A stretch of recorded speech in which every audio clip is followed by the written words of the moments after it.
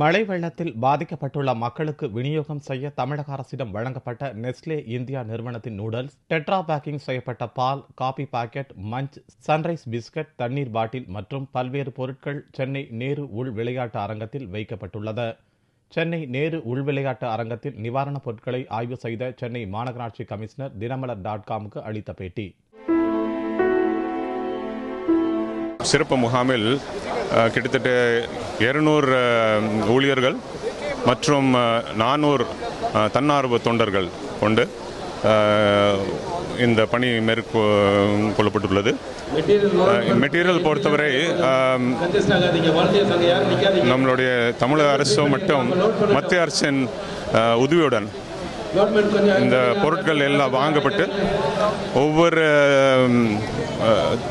வார்டுலேயும் குழு மூலம், தனி குழு, நம்ம ஆர்மி மற்றும் NDRF டீம்ஸ் இணைந்து அந்த குழு மூலம் வழங்கப்படுகிறது. ஒவ்வொரு வீட்டாக சென்று இந்த பொருட்கள் வழங்கப்படுகிறது. அத்தியாவசியமான அந்த பொருட்கள், அதாவது குடி தண்ணீர், பிஸ்கட்ஸ், அதே போல் சின்ன அந்த டீ தூள், இதே போன்ற இந்த பொருட்கள் இப்போது நாங்கள் வழங்கப்படுகிறோம். நம்ம ரிலீஃப் சென்டர்ஸ் கிட்டத்தட்ட 199 ரிலீஃப் சென்டர்ஸ் மூலம் அந்த முகாம்களில் தங்க வைக்கப்பட்ட கிட்டத்தட்ட 60,000 மேற்பட்ட அந்த நபர்களுக்கு மாண்பு முதலமைச்சர் ஆணையின்படி இப்போது பிளாங்கெட்ஸ், ஷீட்ஸ், பைகள் இதெல்லாம் இன்றைக்கு வழங்கப்படுகிறது.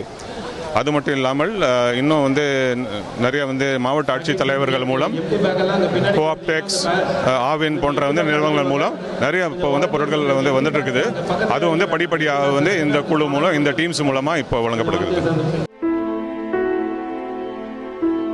ஆனால் நேற்று முந்தானால் தான் ஆரம்பிக்குது.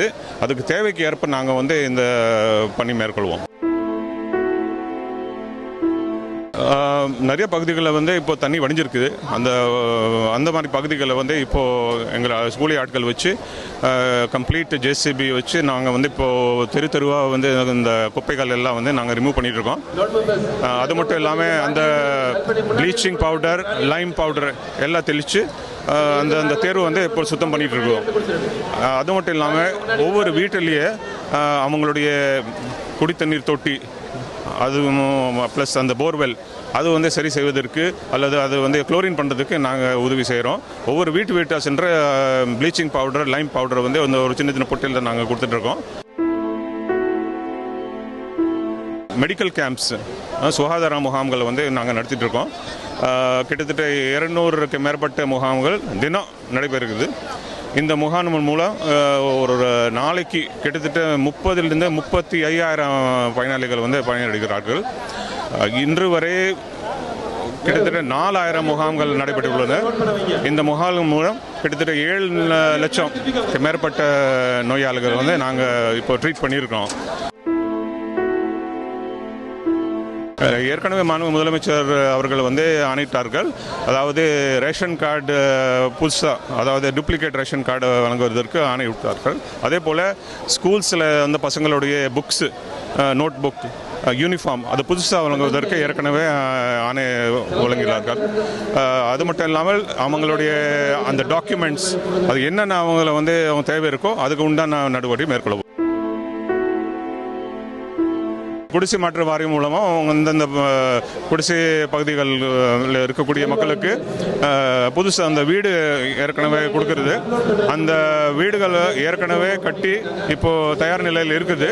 இந்த பணிகள் முடிஞ்ச பிறகு அந்த படிப்படியாக அவங்களுக்கு அந்த வீடுகள் எல்லாம் வழங்கப்படும்.